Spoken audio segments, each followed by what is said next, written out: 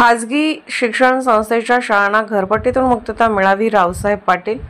सांगली जिल्हा शिक्षण संस्था संघाच्या पदाधिकारी यांची मीटिंग स्वदेशी विला येथे झाली. घरपट्टी संदर्भात सविस्तर चर्चा झाली.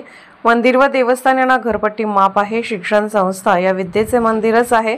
तसेच या संस्था धर्मादाय आयुक्ताकडे चॅरिटेबल ट्रस्ट म्हणून नोंद आहेत.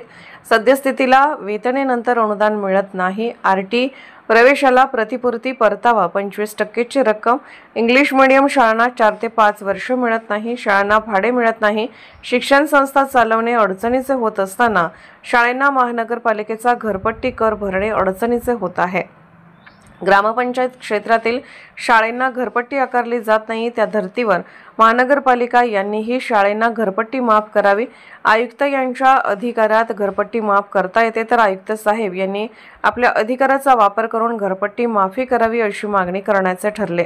यावेळी शिक्षण संस्था संघाचे अध्यक्ष रावसाहेब पाटील यांना युवा विकास कल्याणकारी सेवाभावी संस्थेकडून शिवजयंती निमित्त सांगली भूषण पुरस्कार दिल्याबद्दल त्यांचा सत्कार करण्यात आला.